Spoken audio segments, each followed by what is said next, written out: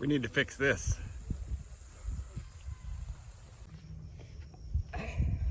Okay, we have a problem to deal with. This bed right here had this landscape fabric on it, and it has cabbage planted. And what happened was we had a windstorm come through, and this silage tarp here caught on with this weed mat, and it blew everything off. So it's always kind of Pulled the stakes right out of the ground. Wind is a real issue for us here in Oklahoma, whether it's fall, winter, spring, or summer. There's always some kind of wind event. Oklahoma, where the wind comes sweeping down the plains, it's a real thing. So we're gonna see if we can't get this fitted back over everything and get it staked down a little better.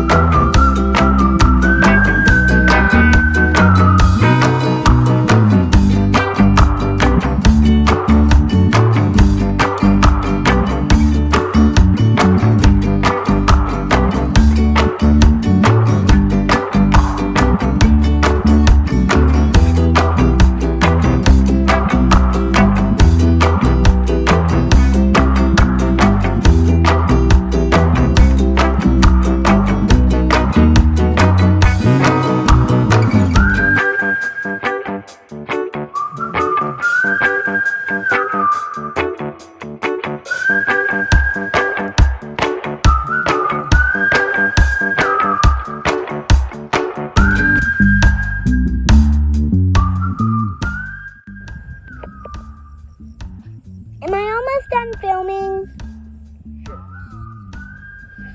When I'm done filming, I want to go to Momo's. I can stop filming?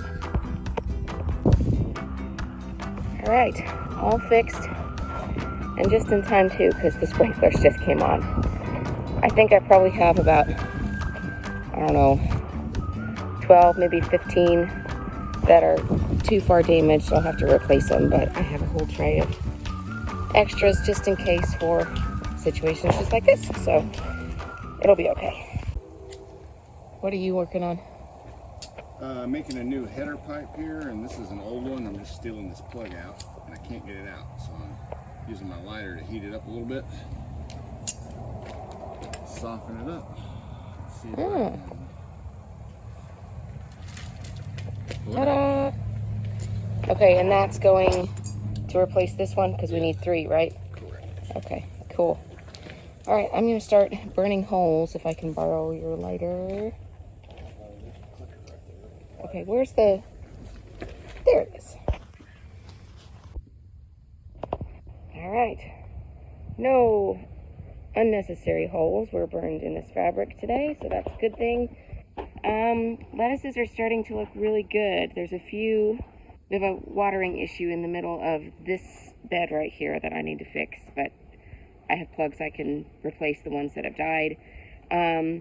And we have definitely learned that the drip tape needs to go under. We've gone back and forth the last couple years on, does it really matter? Does it need to be under? If it's under, can you see a blowout? Does it create more problems if you put it under? And it needs to go under, because as you can see, this is our nice newer weed mat, and it's just pooling on top. Eventually it'll soak through, but that's all water that should be in the soil so these plants can access it. And we're losing some to evaporation, and then it's just taking too long to get to the plants, and then this is what happens. So definitely gonna make that change for this bed. Whitney finished the header pipe, and we're going to put drip tape in and get plugs in these holes.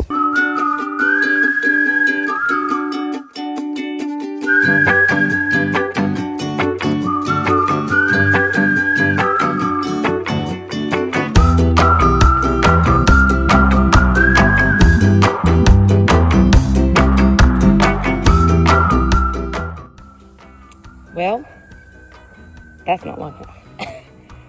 You want to just take from one of these and then, okay.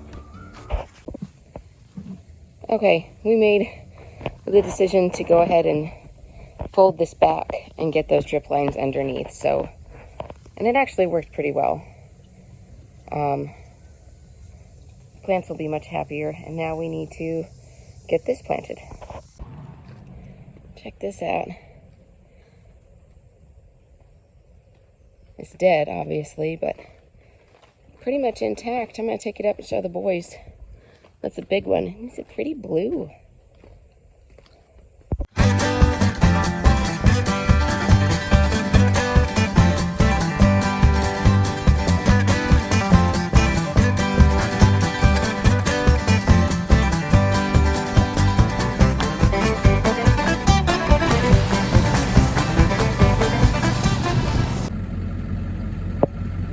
Just want to take care of some things before we go to bed, and look at this cloud. That's the house. The garden and everything is behind me, but look how weird this looks. You can see the lightning in it and everything. Like, if you know what this kind of cloud formation is called, I'd be interested in knowing. I've never seen anything like it. And it's weird because that direction is east. And storms don't typically come from that direction on the farm.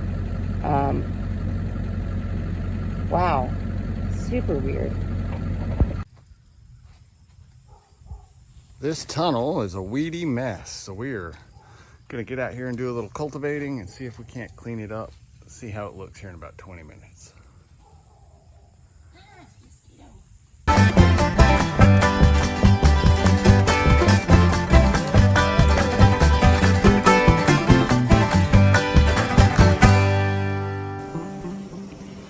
Okay, much better. So our cultivation tools, let me show you the one I was using. It's just got this wire piece that you drag through. Basically all we're doing is ripping out any new roots from weed seed that have sprouted, and we're just getting underneath them in the soil and ripping them out. So if you look through here, let me see if I can find an example. Yeah, here's some. Okay, so here's beets. I've got red and golden, and I've just come through and disturbed the soil enough to uproot these little guys. And if you get them when they're tiny like this, it's really easy to just come through and disturb the soil enough so they stop growing. Whitney's going through and burning the walkways just in case we either miss something there, or like if some of these little guys get out in the walkway and they reseed themselves, which is possible. We want to avoid that too, so that's also why he's burning. And I'm gonna go in that tunnel next. We've got to pull back one bed worth of fabric, and we're gonna sow some baby leaf lettuce mix today.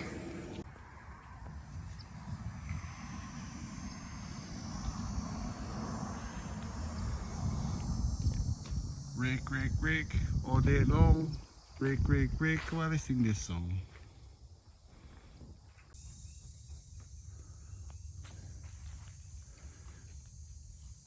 Should I bring another bucket of compost?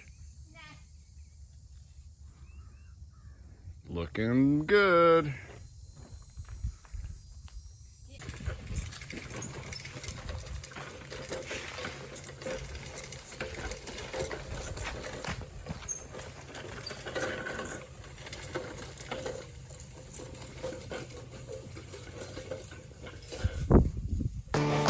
For those of you guys who are interested in what our family does outside of farming, this is for you.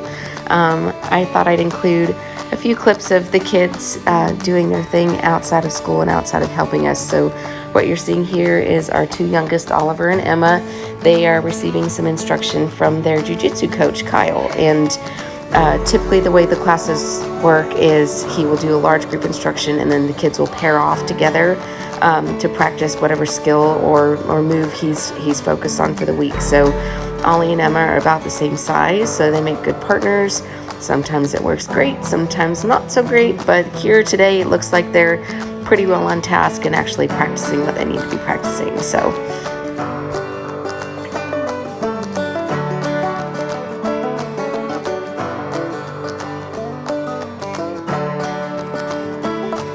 meanwhile, our oldest, Parker, spent the week at Camp Klassen with his entire 5th grade class.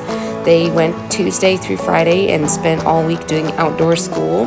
They got to do hiking and horseback riding, tomahawk throwing, archery, kayaking, fishing, all kinds of cool stuff with his 5th grade teachers and his best friends. So here's a few shots of him and his classmates doing just cool outdoorsy stuff while we stayed home and worked the farm.